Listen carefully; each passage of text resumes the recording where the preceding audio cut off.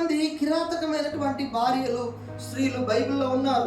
సంసోను ఎంత బలవంతుడు, ఎంత బలాఢ్యుడండి, చాలా బలవంతుడు, చాలా అభిషేకముతో నిన్నటువంటి వ్యక్తి.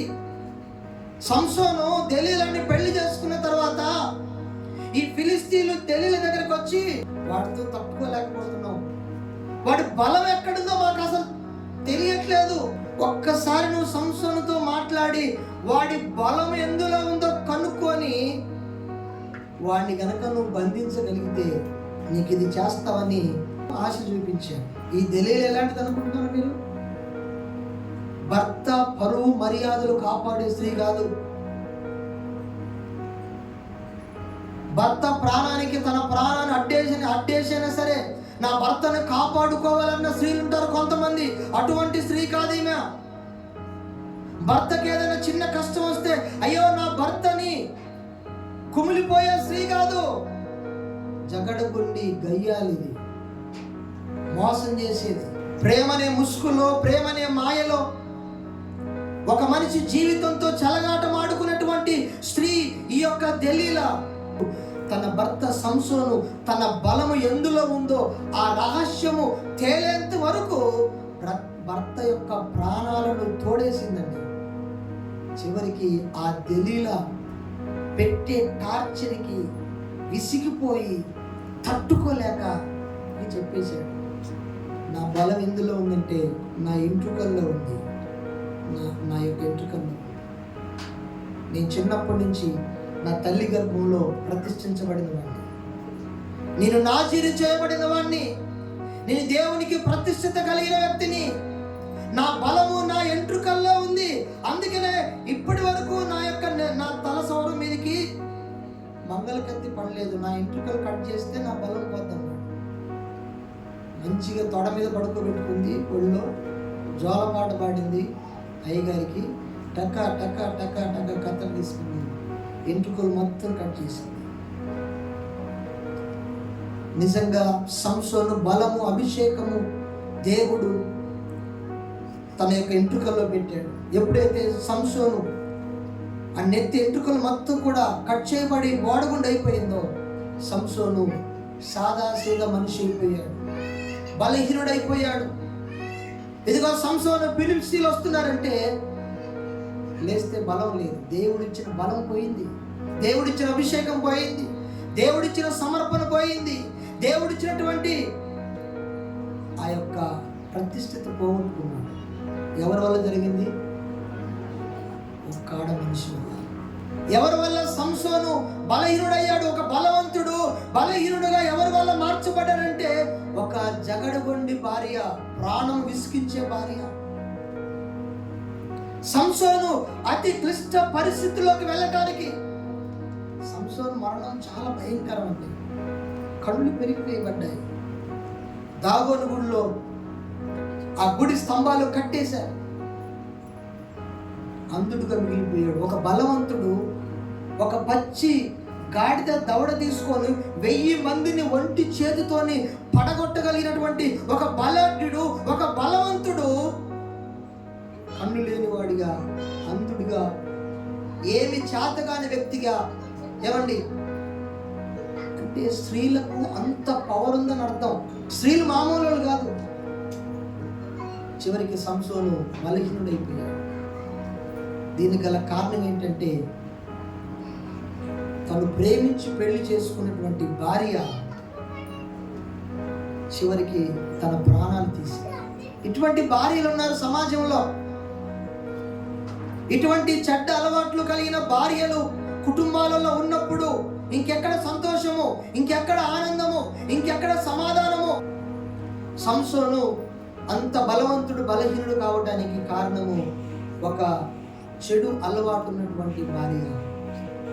ఈనాడు అనేకమైన కుటుంబాలు నాశనం కావడానికి, అనేకమైన భార్య భర్తలు విడిపోవడానికి, అనేకమైనటువంటి మరి పిల్లలు తల్లిదండ్రులైనటువంటి పిల్లలుగా అయిపోవటానికి, అనేకమైన కుటుంబాలలో హత్యలు జరగటానికి, గొడవలు జరగటానికి, అనేకమైన కుటుంబాలలో సమస్యలకు కారణం ఏంటి అంటే చెడు అలవాటు ఉన్నటువంటి భార్యలు. బైబిల్లో యెజబెల్ ఆహాబు యెజబెల్ ఎవరండి?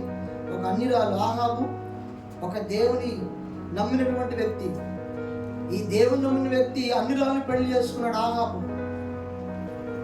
ఈ ఆహాబు యెజబెల్ చేసుకున్న తర్వాత యెజబెలు వాస్తవానికి రాజ్యాన్ని దేవుడు ఆహాబుకు అప్పగించాడు. అసలు ఆహాబు నడిపించాల రాజ్యాన్ని, చట్టాన్ని ఆహాబు నడిపించాల. ఏదైనా పరిష్కారం చేయాల్సి వస్తే ఆహాబు చేయాలి. కానీ ఆహాబుది ఏం లేదు, మొత్తం యెజబెలుదే. ప్రవక్తను చంపేసింది, రాజ్యాన్ని అల్లకోలం చేసింది, రాజ్యంలో శాంతి సమాధానం లేకుండా చేసింది. సమాధానంతో శాంతిగా ఉన్నటువంటి రాజ్యంలోకి హత్యలు వచ్చాయి, రక్తపాతం జరిగింది. ప్రియమైన దేవుని బిడ్డలారా, అనేక మంది హత్య చేయబడ్డారు. ఎవరి వల్ల జరిగింది? చెడ్డ అలవాటు కలిగినటువంటి ఒక స్త్రీ ఆహాబుకు భారీగా రావటం వల్ల. ఈ ఆహాబు చేతగాని వాడు అయిపోయాడు. ఒక రాజు చేతగాని వాడు అవ్వటానికి గల కారణం ఎవరంటే పొగరుబోతుతనంతో ఉన్నటువంటి భార్య. చెడ్డ అలవాటు, చెడ్డ స్వభావము, నేనే నాగము, నాదే జరగాలి, నాదే చలామణి అవ్వాలి, నేను చెప్పిందే వినాలి, నా మాటే శాసనం అని ఒక తెలియని గర్వంతో అహంకారంతో ఉన్నటువంటి స్త్రీ వల్ల ఒక దేశాన్ని పరిపాలించే రాజు చేతగానివాడైపోయాడు. ఒక దేశానికి మంచి చేయవలసిన రాజు చెడు జరుగుతున్నా గాని చేతులు కట్టుకొని ఉన్నాడు.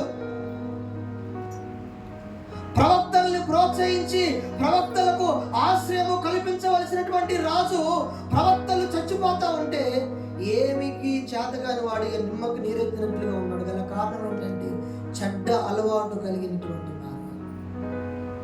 అసలు భర్తను పోవనీయట్లే. నువ్వు కూర్చోరా బాబు, నీకు చేతగాని ఉంటే నీకేం తెలుసు రాజ్యం గురించి? నేను చేస్తా రాజ్యం, నేను నడిపిస్తా, చూడు నా తడాకేంటో చూడు. చివరికి ఆహాబు కూడా యెజబెలు చేతిలో తోలుబొమ్మలాగా అయిపోయాడు. తోలుబొమ్మ ఏంటంటే ఎటు తిప్పితే అటు, ఎటు మలిస్తే అటు, అలాగే. కొన్ని కుటుంబాలలో భర్తల పరిస్థితి అదేనండి. భార్య చేతిలో తోలుబొమ్మలుగా మారిన భర్తలు ఉన్నారు.